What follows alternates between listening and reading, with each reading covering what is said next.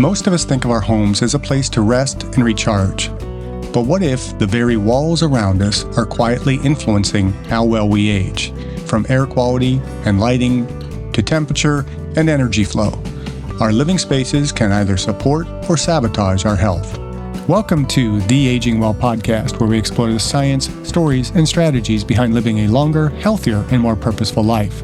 I am your host, Dr. Jeff Armstrong, an exercise physiologist with a passion for making science simple and life better as we age.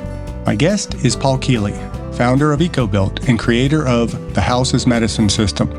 Paul has spent nearly 20 years proving that our homes can either harm or heal us. He'll share how our living environments affect stress, sleep, and overall wellness, and what practical steps we can take to make our homes truly support healthy aging. Well, Paul, welcome to the Aging Well podcast. Let's start by having you just tell us about yourself and what inspired you to develop the concept of House as Medicine. Well, thank you, Jeff. Great to be here and talking about this stuff.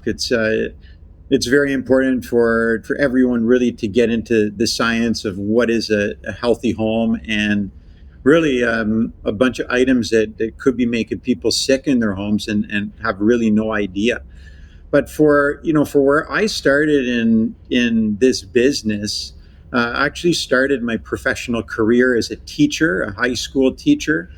Wasn't a home builder, but it was the experience that I went through in looking for a new house to buy that kind of led me to where we are today. And I mean, this was when I started as a teacher. That was almost 25 years ago, and just really a combination of going out, looking at new houses, existing houses. What was that right house for me? And I just really felt that nothing was healthy. The new homes seemed to be more energy efficient, but the indoor air quality was lacking. And the older homes had much better air quality, but I didn't want to go through the pain of a high operational cost with an existing home that may or may not have to require a renovation or two. So this led me, I just thought it was a great business opportunity to create a healthy home. And at the time, I thought the healthiest home was actually a log house, a house that built with non-manufactured materials, had to be one that resulted in great indoor air quality and great health benefits. But over the years with the log home business, we found that the house was also very expensive to operate, especially in freezing cold winters we get in Canada. I experienced in our original demonstration log home, which I never wanted to bring petroleum-based fuel onto the property, so I always heated the house with an electric boiler. I experienced electric bills around $50 a month, which would have been around 2005, 2006.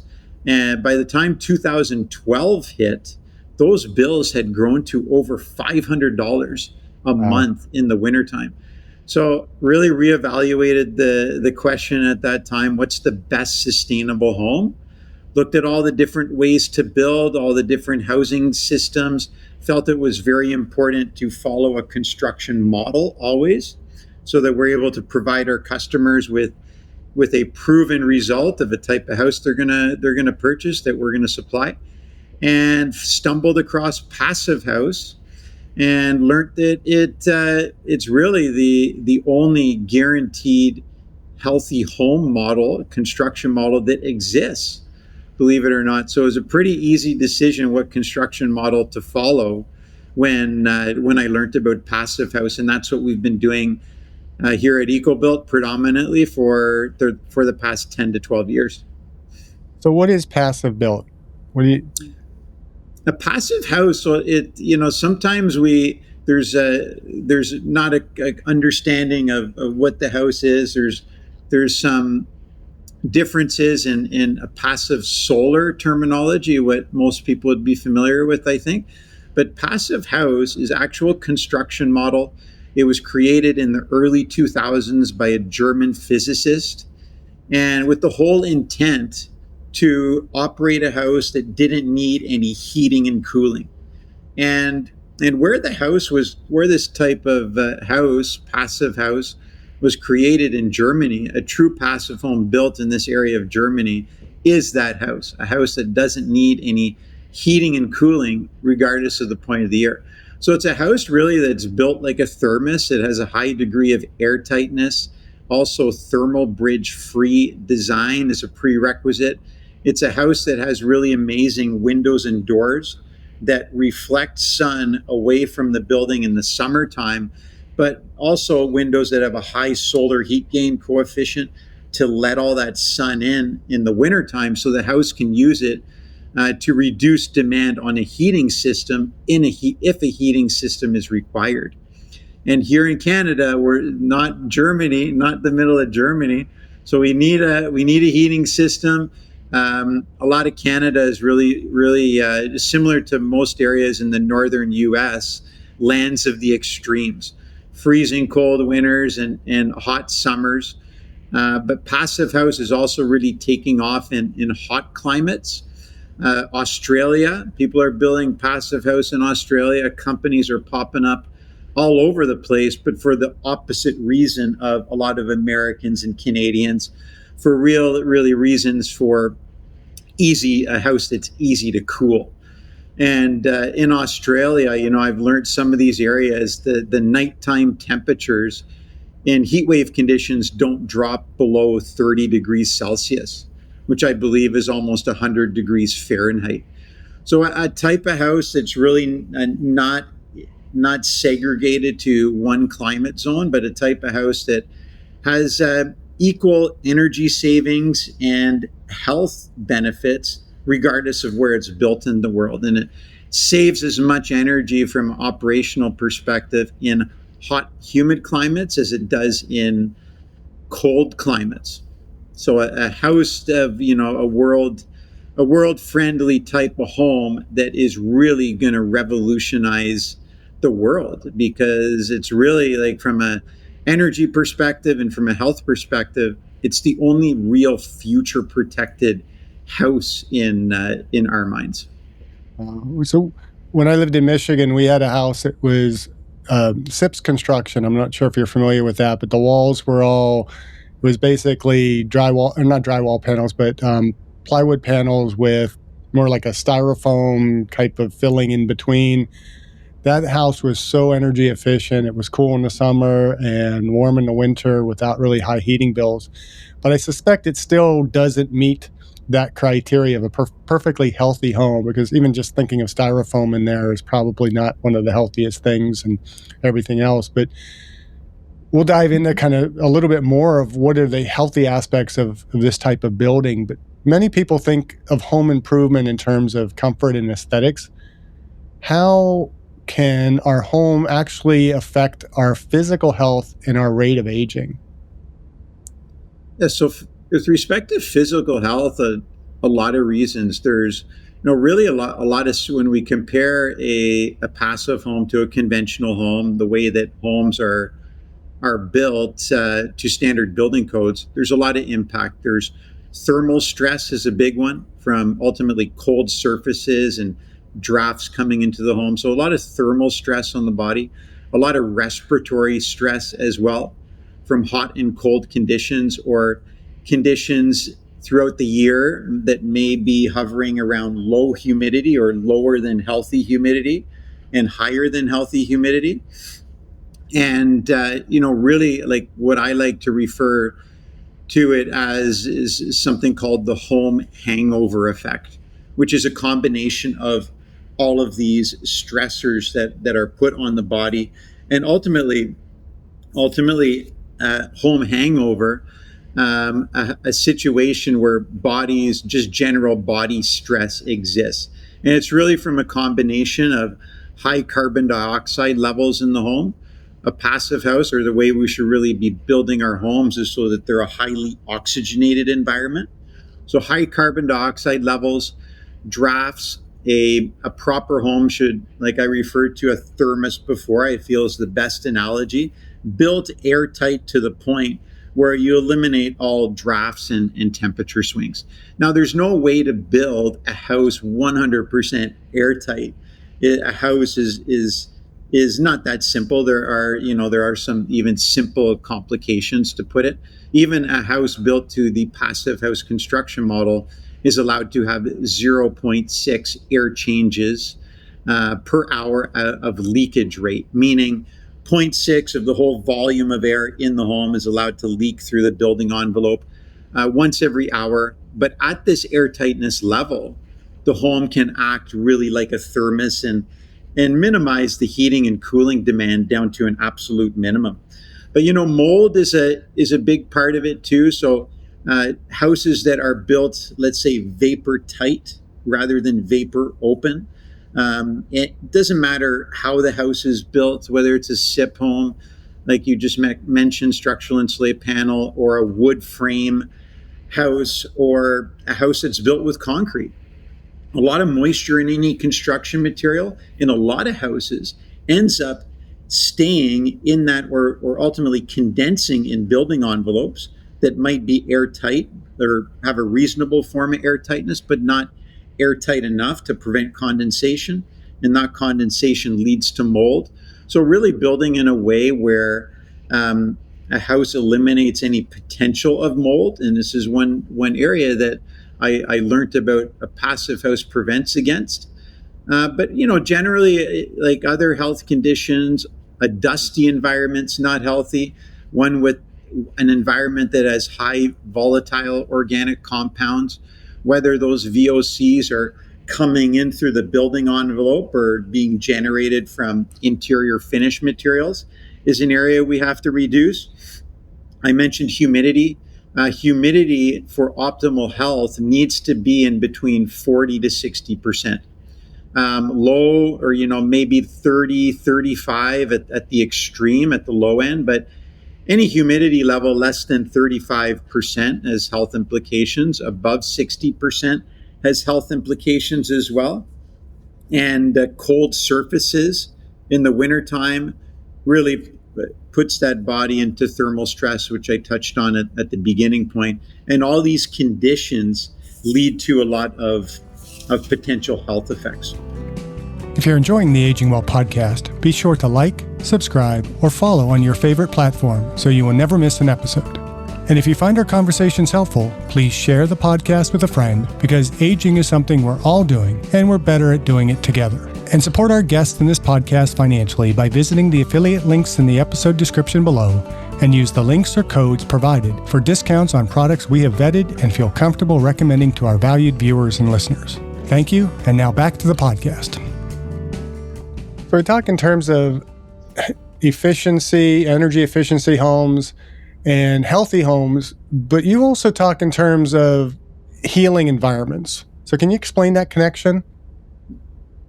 Yeah, a house really, if a house isn't allowing, let's say, the body to really act in general health and not have any stress put on the body is going to be able to take care of itself.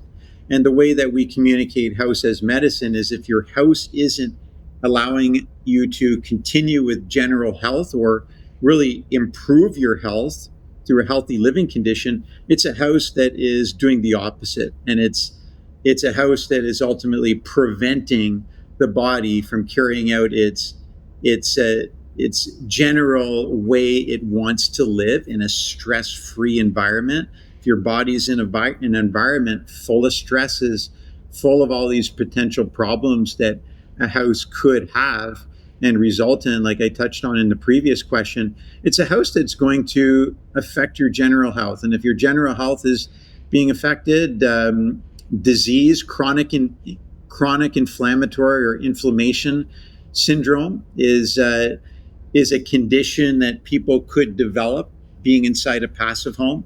Being inside a conventional home.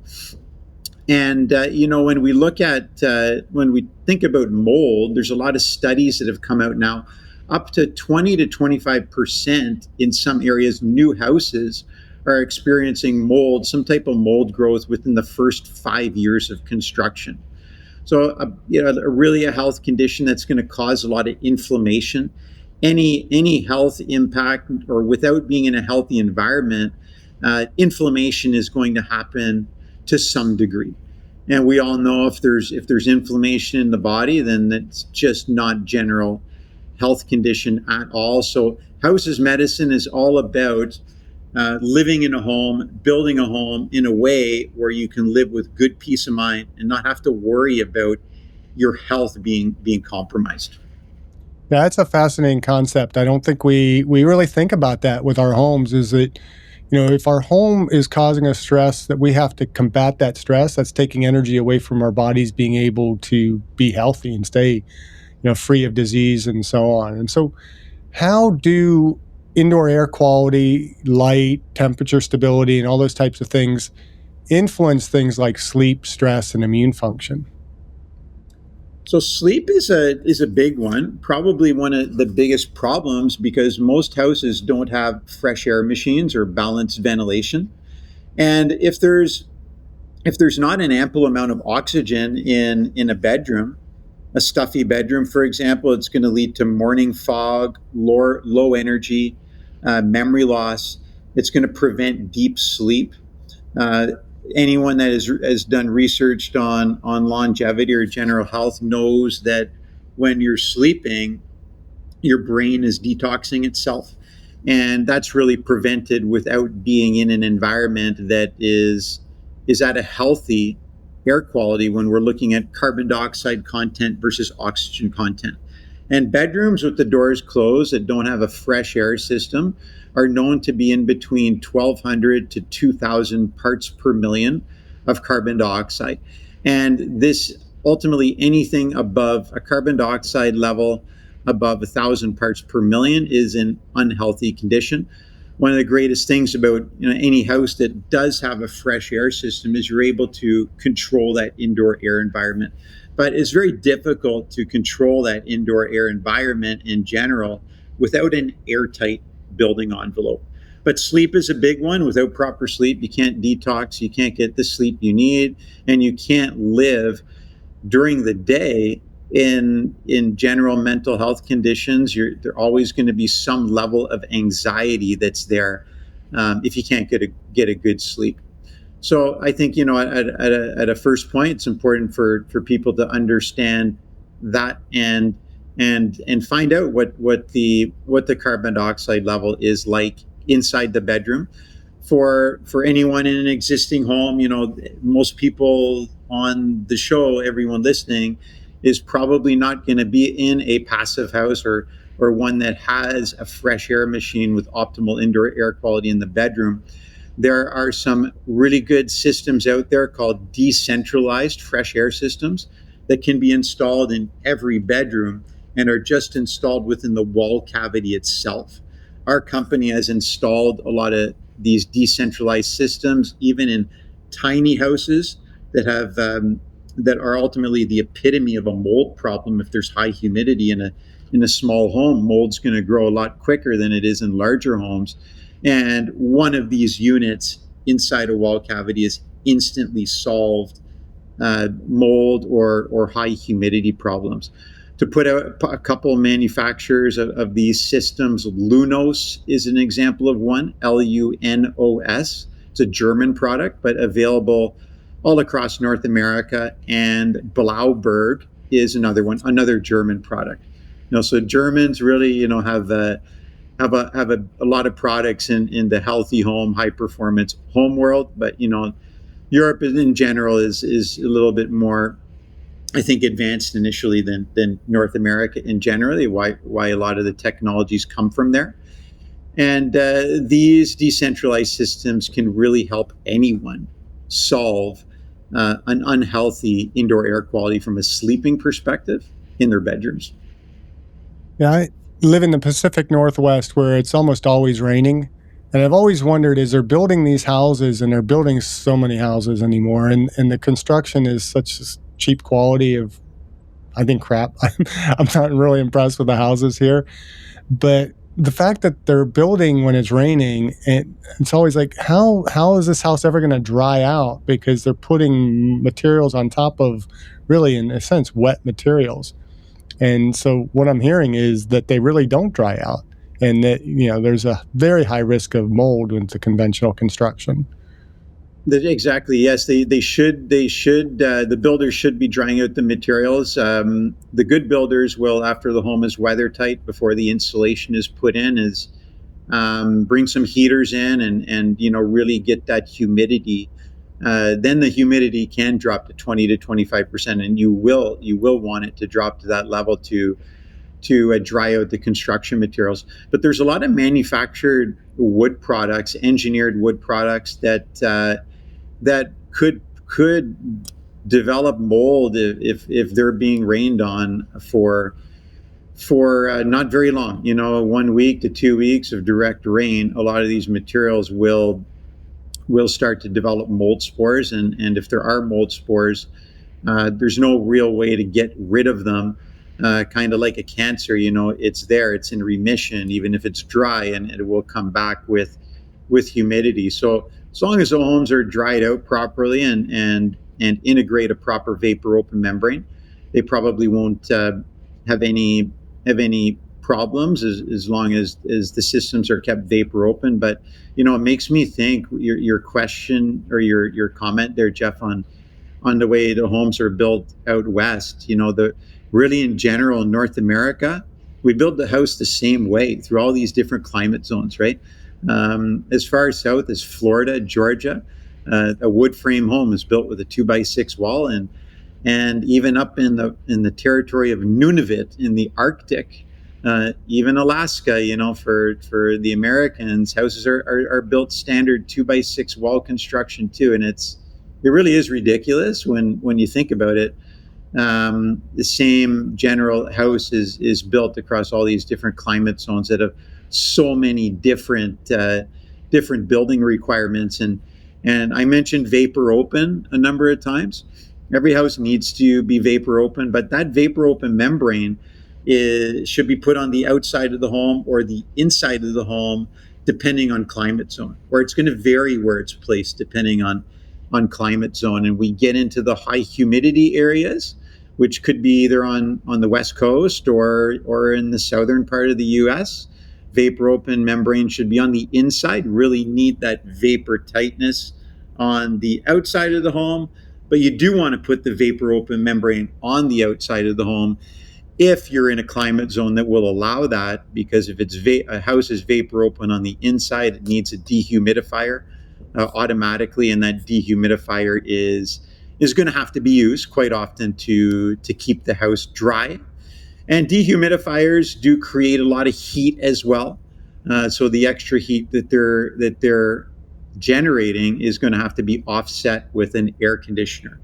And one way that, and this is really one of the benefits when we talk about a passive house, how it has benefits in all these climate zones, a house that is designed around keeping indoor air quality at an optimal humidity range, because the fresh air systems are also natural dehumidifiers.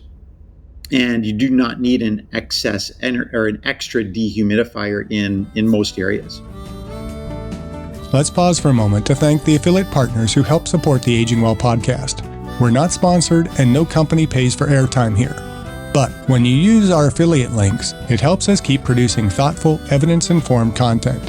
One brand I genuinely trust is Aura Wellness, especially their Glutarol, Glutarol Plus, and copper peptide formulations. I've spent time vetting their science, their ingredient quality, and their transparency, and I personally use these products in my own wellness routine. If you're interested in supporting the podcast and exploring tools that may help you feel and function better, check out Aura Wellness in the show notes. So, what kinds of building materials or design features make the biggest difference for health and longevity? Well, vapor open is the biggest one. I think people should have the freedom and the flexibility to build the house however they want, whether it's a concrete home with insulation on the outside, and styrofoam still are the most effective insulation putting against concrete, which would be the similar insulation in the structural insulated panel home you mentioned. We feel as a green home builder, sustainable home builder, that we should be using styrofoam only where it's needed and required, and that's below grade. styrofoam is really good in areas ultimately that have a high moisture content, and the ground has high moisture content. So use the styrofoam in the ground, but don't use it anywhere you don't need it, which is above grade. But from a green material perspective, thinking of future protecting our world, we should be building with renewable resource material content.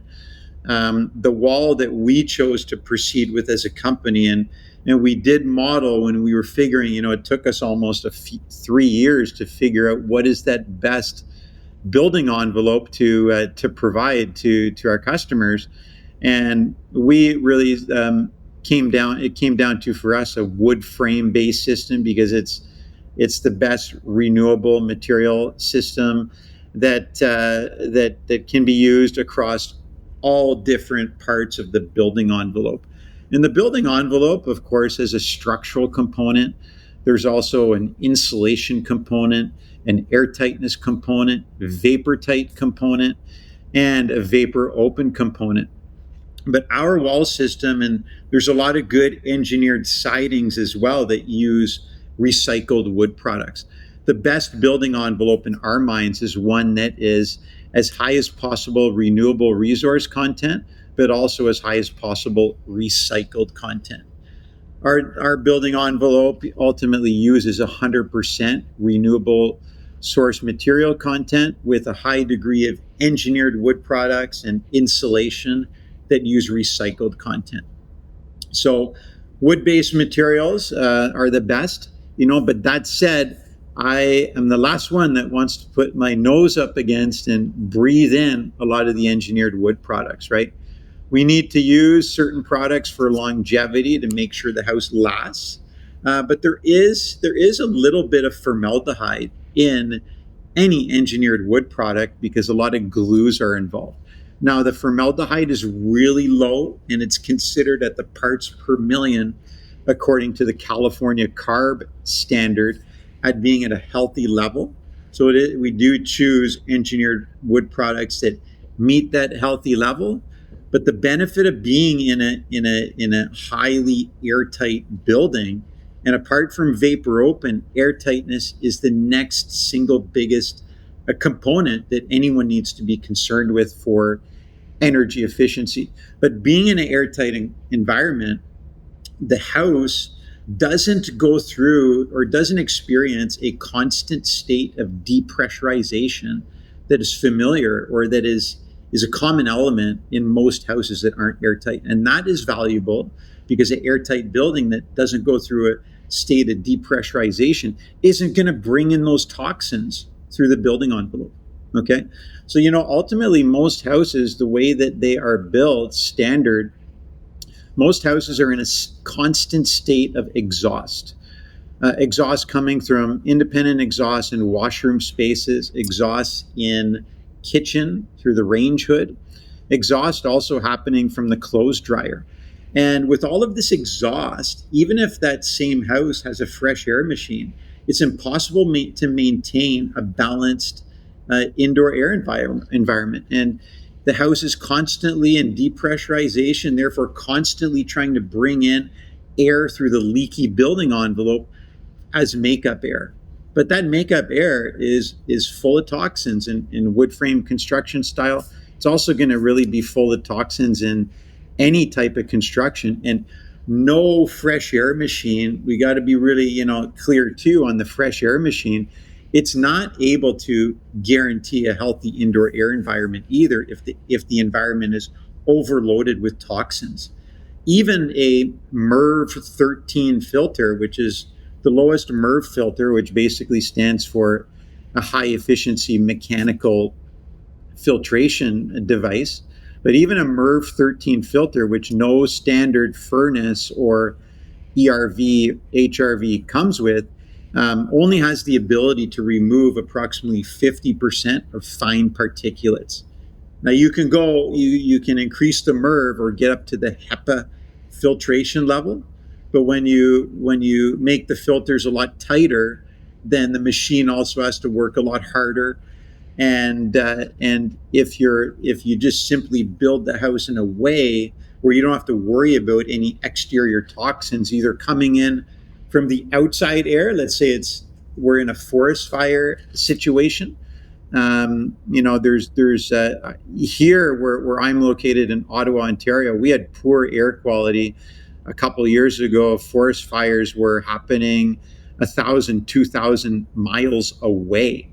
And it still resulted in unhealthy outdoor air quality here in Ottawa. So airtight envelope prevents those air toxins that might be there from coming in, but most importantly, the toxins in that building envelope. And now at this efficiency level, from a health perspective, the fresh air machine is going to easily be able to clean the air or keep the air clean. So for listeners who aren't planning to build or remodel, what practical steps can they take to make their current homes healthier? The easiest thing to do is make the house reasonably airtight, and you can do that with the aero barrier system, and that would enable people to get rid of their furnace and switch over to an air source heat pump. And the reason why you want to get rid of the furnace is because it brings in outside air in the wintertime, and it ultimately guarantees a house to be too dry in the winter and too humid in the summer unless there's a dehumidifier. And air tightness is going to allow in general to maintain a good level of humidity with the ERV machine. But there's what I mentioned earlier, aero barrier, and that's spelled AERO barrier. They are a service. There's companies all across North America.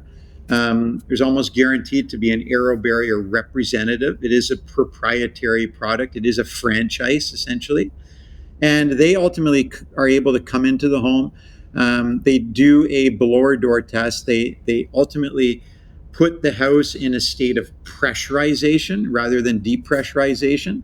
And they have a proprietary product, airborne product, that ultimately goes towards all of the gaps and cracks that the house may have. Now, there has to be a reasonable form of air tightness for them to even use their system. So step number one is plugging the large gaps in the house. And that can usually be done with some minor retrofitting. But retrofits, for me to come on here and say someone will have to go through a complete retrofit, rip off the outside finish, rip off or, take the drywall off and re-drywall the building to put in extra insulation levels, layers, airtight barriers. That can sometimes be, or most of the time, be cost prohibitive unless there's some local incentives people may have in their area. But aero barrier can come in and airtight the house to a level where you can easily get rid of the furnace and still operate the house from a mechanical perspective, heating and cooling, without having any impact on operational cost, switching to an air source heat pump. You want to use an air source heat pump because it's an electrically operated heating and cooling system that can be connected to existing ductwork. And the air source heat pump can also have a fresh air machine connected to it in what's referred to as a simplified install. That would be there to exchange the air for the building and ultimately keep the air as clean as possible. But at that point, since the house most likely, even after aero barrier, wouldn't be at the passive house air tightness levels, there still might be some toxins coming in through the building envelope or from the outside. So a higher filter would likely be demanded, either a high MERV filter or a HEPA filter, and oversizing the ERV at that point where it can move more air without damaging the machine would be done as well. But air tightness is going to allow you to ultimately get rid of the furnace. So in addition to air tightness, how can people assess whether their home might be contributing to health issues like fatigue, allergies, poor sleep, and such? So you want to bring in a house doctor, ultimately someone that can test the indoor air. Okay, so there are indoor air quality specialists. There should be indoor air quality specialists in anyone's municipality, and getting the air tested, I think, really is that first step that people need to take. Find out your situation. I mean, ultimately, I'm on here communicating a lot of the problems that any existing house is known to have. But what's ironic is a lot of older homes don't have indoor air quality problems because there's so much air leakage. There's so much energy ultimately brought through the building envelope with air leakage. Even if there's moisture that happens there that develops in the wall, it's going to allow all this energy from air movement allows the building envelope to stay dry.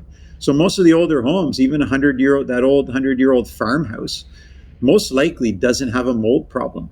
It's the newer houses that are built a lot tighter, but still have a reasonable amount of air leakage where there's not enough energy to ultimately a building envelope that guarantees condensation, but there's not enough airflow to keep it dry.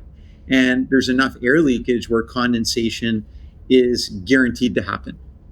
Okay, so a house in that state may need to have the outside siding removed and sealed up better, or more importantly, put on a vapor open building material. So what's really ironic about the code too is the code does, for anyone that's listening that understands the code and understands how house wrap works and understands that a house wrap is a requirement for ultimately any wood frame built building.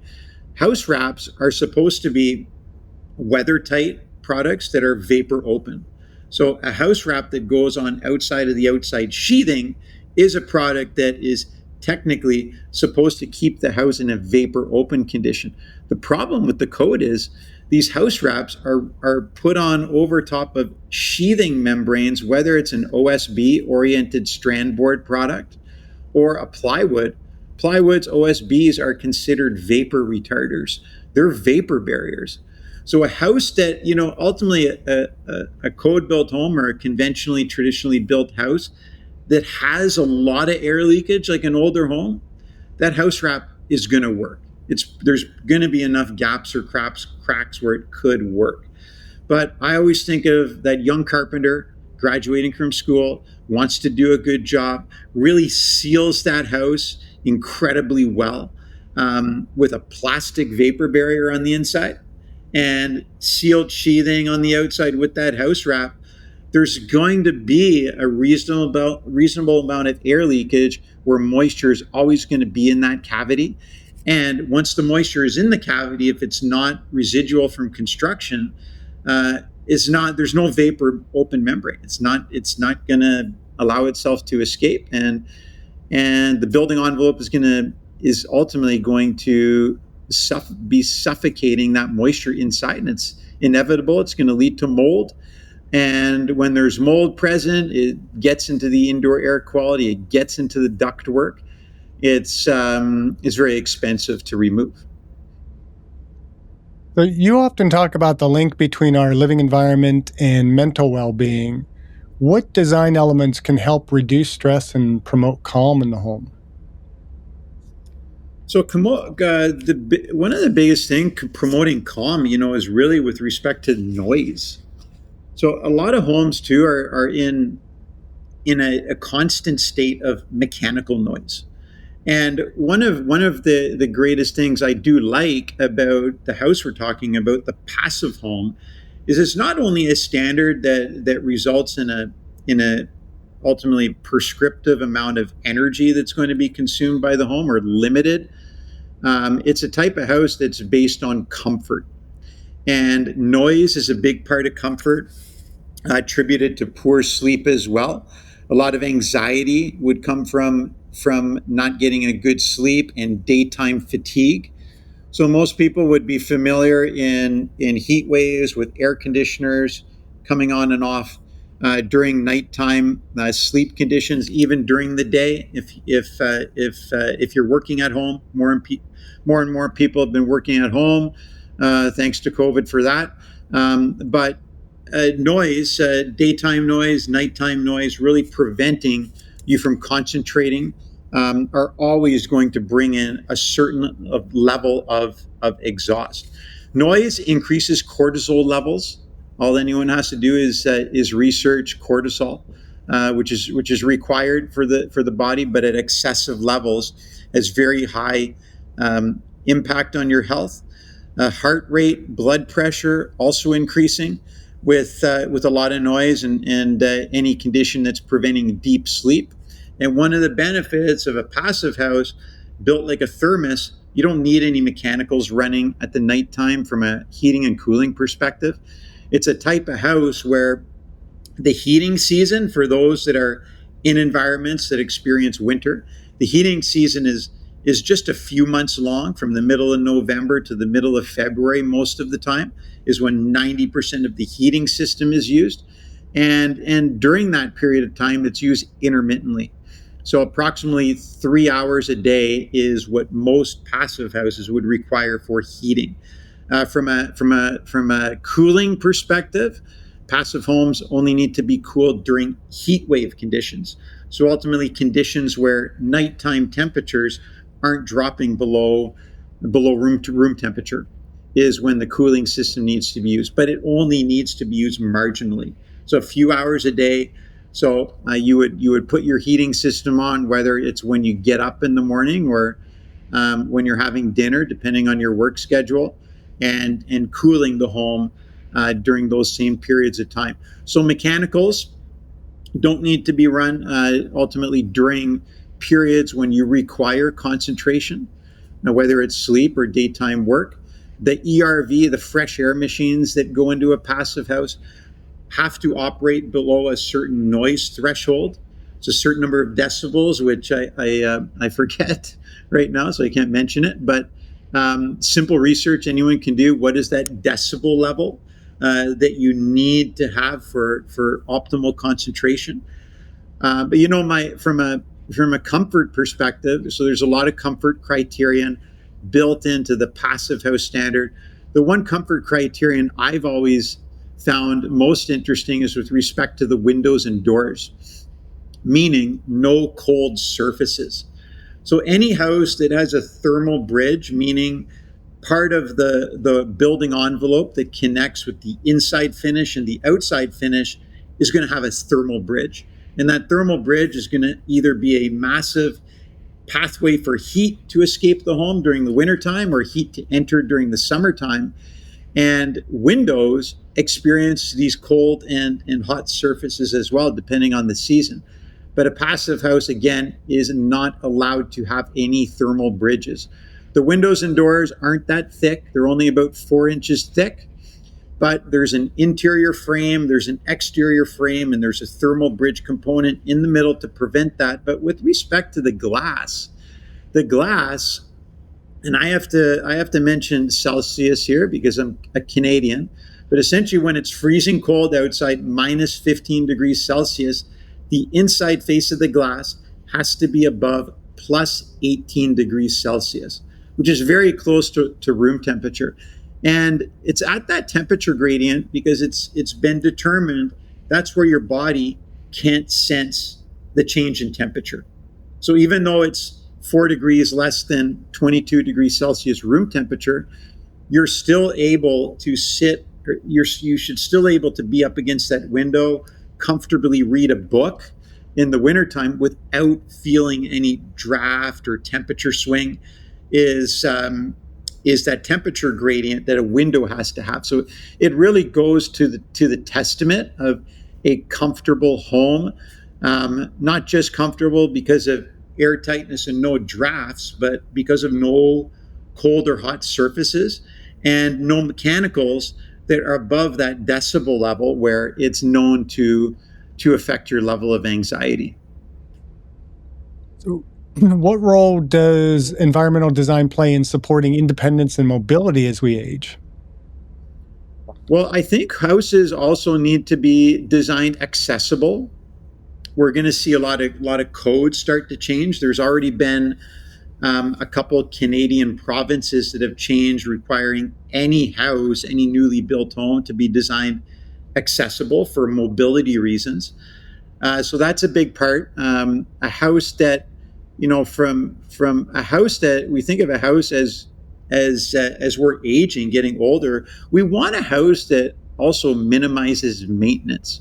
We don't have to worry about maintenance. Homes should be built really, from an exterior finish perspective, really simple to make a house maintenance free. Put on a high quality siding, high quality roofing material. But inside the home, interior finish materials are always part of that conversation as well. But mechanicals, using the mechanicals less often, requires a lot less maintenance. And really, no house is maintenance free, but houses can be maintenance friendly. And as long as I think you can move around the house safely, so wider hallways, and how washrooms, kitchens designed for really optimizing the mobility rather than restricting it. And really small houses. So when we look at a small house, I bring this up because we've noticed it's a trend since COVID. People like houses generally increase.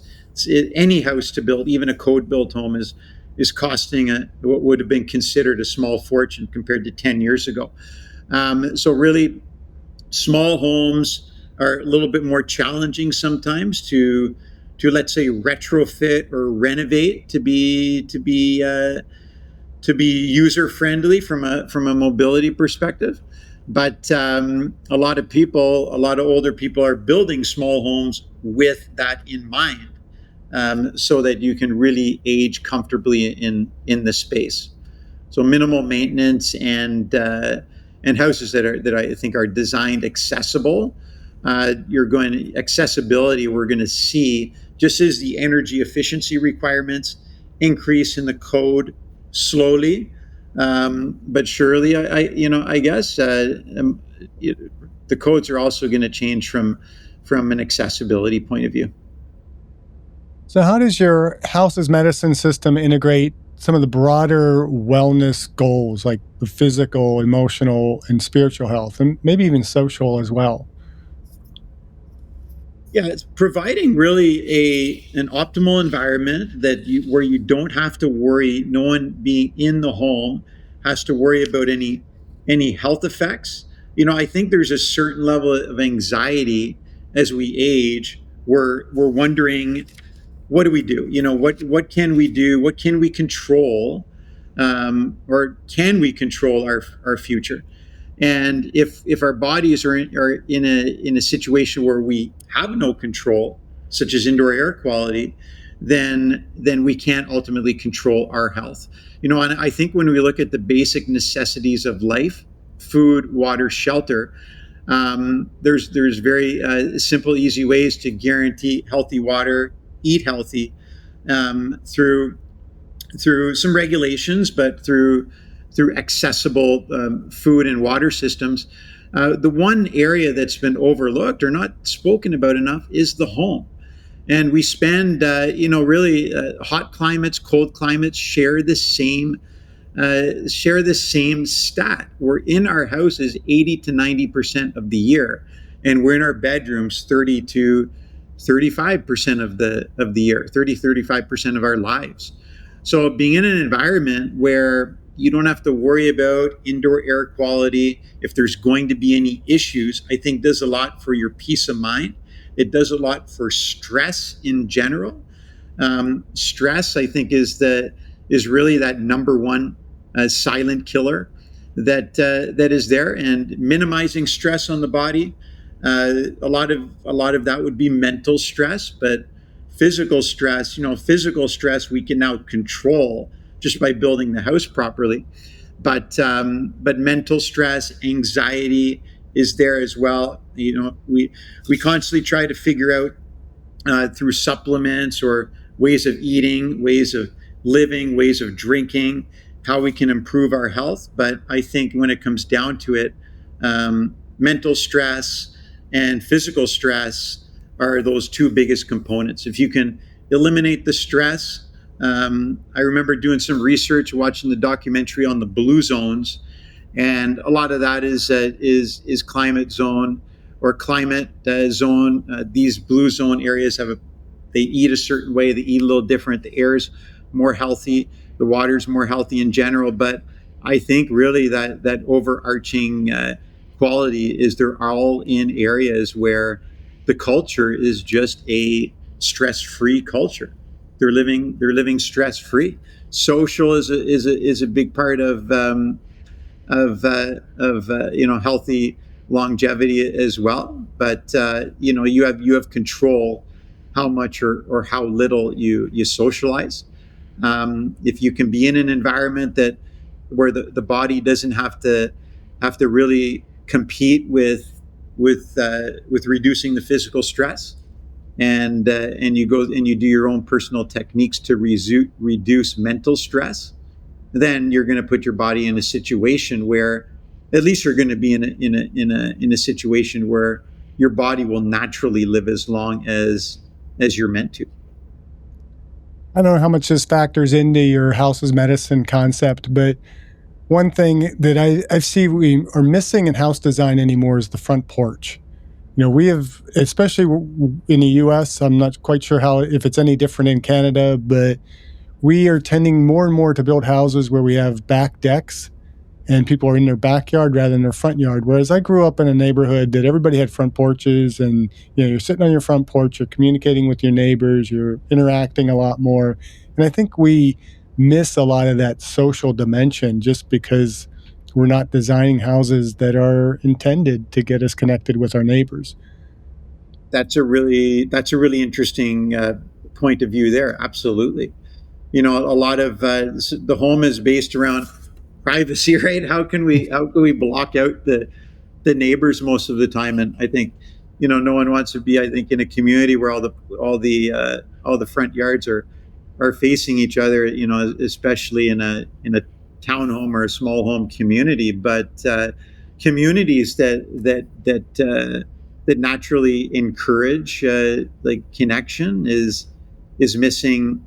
I think a big part of what's missing in the way subdivisions are designed, right? Right. There really does need to be a sense of community, and every I always think those best communities are communities that have individual identities, and coming up with a name for the community, and being done in a way that encourages walking. Walking paths should be integrated. Everyone gets out and walks. A lot of people have dogs just to be able to get out and walk and meet other people with dogs in their community. And that's a great point. And because mental health is, we talk about the physical stuff mostly, but the social connections that old front porch really provided is really bringing back, and when should come back. When I think about sustainability in general, we always, I think, used to naturally live sustainable before the Industrial Revolution happened, and ultimately everywhere in the world was sustainable, completely self-sustainable up to one point in time. But things changed, and thanks to the discovery of oil, it's allowed the world to develop in such a short period of time, where we can enjoy all these modern and common features and elements. But getting back to that social connection, and really concept that we do have self-sustainability integrated into our hereditary human beings, regardless of where we come from, should be there as a general design principle. So, can you share a success story or an example of how a home transformation improves someone's health and quality of life? For sure. We built a lot of our customers do learn the health benefits when they come into us, but there's one common characteristic with all of our customers. They've done their research, and in particular, there was a woman named Priya.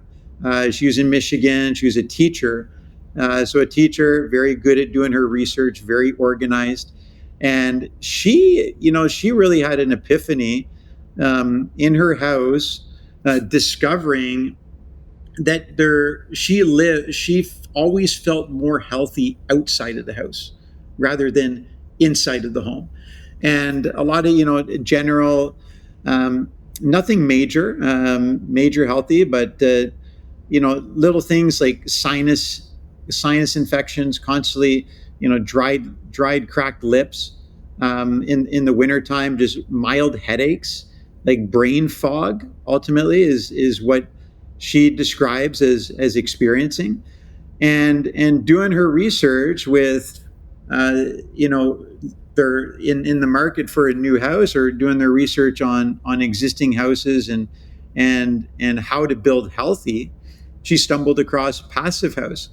And one of the reasons I love the home personally, she also learned about in her discovery in a Passive House, and that is the ultimate prerequisite of the house requiring to be hygrothermically protected. So when we talk about hygrothermically protected, it's a house that is guaranteed against moisture. And this is done this is there for health reasons, also for allowing the house to last as long as possible. A house that is hygrothermically protected is one that is protected against moisture accumulation.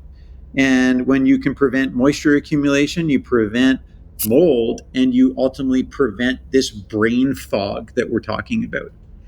So Priya, they didn't necessarily know if there was mold in the house or not. Just could have been a home that had a severe high degree of carbon dioxide content. They're also a very large family. There were 6 people in the home. And it was a relatively small home, less than 2,000 square feet. Didn't have a fresh air system, and her experience of we really stumbling, like, had an aha moment. Essentially, I always feel a little bit better being outside the home. They really caused them to go on this path of learning and educating themselves, and learning that a Passive House is hygrothermically protected, there to protect her health.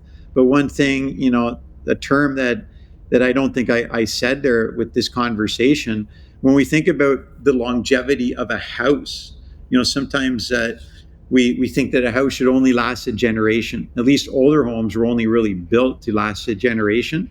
I think in general, a house that doesn't have a mold problem but isn't built to be vapor open has a life expectancy. And that life expectancy is going to be a lot less than 100 years. But homes should last hundreds of years. They should last for generations. And the one single biggest component that not only affects our health, but the building, is moisture. And if there's no moisture in the building envelope, that building cannot deteriorate. There's only 2 things that are really going to deteriorate a material, and that's exposure to ultraviolet light and moisture. And we can solve the moisture problem, then ultimately we solve the longevity problem at the same time for the house. But yes, Priya comes to mind because she was really driven to build a healthy home, where most people that come through our door are mostly concerned about energy efficiency and building a house that doesn't come with a high operational cost. So what we've tried to do with our system is limit the incremental cost to build passive, to the point where the savings in utilities, the reduction in energy usage, offsets that incremental cost. And we know that if you can build a passive house for less than 10% incremental cost, that 10% is instantly going to be offset the day you move into your house. So there's no payback with the incremental cost, because that incremental savings happens with ultimately throwing out the gas bill. And for customers that are customers that used to be propane customers, as well. Living in homes operated by propane, propane is very expensive. It's about 3 to 4 times the cost of gas. And building, this is what's interesting, building a passive home for someone that is used to paying a propane bill, they're instantly going to be in a house that could be considered making them money compared to their previous living situation, and being in a healthy environment at the same time. So, looking ahead, how do you see the concept of healthy homes evolving? And what do you think the future of aging in place might look like?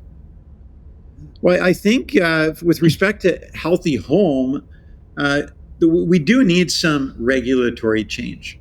We do need the codes to change from a code that has been just simply focused about the roof from falling on people's heads from a structural point of view to migrate to a health point of view. Now, interestingly, the more the codes are changing to become more energy efficient. What's interesting is the more energy efficient you make a house, the more healthy you're also making the home because of air tightness. So we do need some regulatory change for that to happen. Me personally, and us as a company, we try to do our part through education and awareness. People don't. We do have a product that we ship across North America, and we think it's the most affordable. But at the same time, if anyone's listening and they have a passive house company in their local area, I would naturally think that they should be able to provide a house at the highest degree of affordability. But education and awareness is really what we're trying to do. We do need some regulatory change. From a building code perspective, Canada, the United States, Australia, along with 150 to 200 countries in the world, have committed with net zero mandated legislation, meaning we've actually legislated ourselves to become a net zero environment by the year 2050. So codes are actually supposed to demand what's referred to as net zero ready buildings by 2030, 2032, depends on the area. That net zero ready code is still to be determined. But, if the code integrates vapor open into basic building design requirement, it's going to result in a healthy house. So, that regulatory change needs to be present. And as soon as it is, it's going to be very simple and easy to build healthy because it's going to be a basic code requirement. But starting today, codes do need to require testing, I think, to be done on any new house. What's also interesting about the code is the code assumes that any newly built home is built to a air tightness level of 3 air changes per hour. Okay, but there's no requirement for homes to be tested. So testing, regulatory change for vapor open. Now we're going to be in a situation where the code is protecting our health as well as protecting the roof from falling down on our heads. And I think that is the best world from a building perspective, a world where we don't need to worry about living in a healthy home or an unhealthy home because we shouldn't. The code should be protecting us. You cannot blame any builder because builders learn the building code. Code has to change for every house to change, but anyone can build healthy today simply by building the right type of house. So, for someone who is interested in building a passive home or retrograding their home, how can they connect with you, or where can they find the resources necessary to kind of get the information they need to do it right? The best way is through our website, through our podcast page. So ekobuilt.com/podcast. That's EKOBUILT/podcast. But ultimately there we have a list of builder questions for you. So these are questions that you can ask your builder to make sure that they're educated and you're going to have the right house built for you. We also have access to over 80 designs And attached to those designs are costs so that you can choose the right side of home to build according to your budget. And we also have a cash incentive for all our podcast listeners that might be en route to starting a design for a new house, whether that house is a year or 3 years down the road. We have a cash incentive anywhere from $2,500 up to $15,000 that we can offer as a discount on a weather-tight shell package that we can ship right across North America. Well, this has been a fascinating conversation. Have we missed anything that you wanted to make sure our listeners and viewers get? Well, I think knowing that your house is in your hands again, you can really optimize your living environment. It's what nothing we haven't said here is part of this conversation. But if your house isn't healing you, it could be hurting you. And not to say it is, but testing the indoor air quality, educating yourself on your own living environment, really communicating this information has inspired me to start doing podcasting, because the info has to get out there. And Jeff, shows like yours, Aging Well, I think are doing just that, and allowing us opportunity to communicate all this information. So really love the fact that you're committed to this yourself, but we're always happy to engage and answer people's questions. We do offer free consultations. You can book a call right through our website or a Zoom meeting. I can have a meeting with you or one of the other partners here. We would really love the opportunity to educate people on what is best to do in your situation. And we'll have all those links in the episode description, so people can just drop down below what they're watching or listening to right now and get this information. But I want to thank you for coming on today. This has been very informative.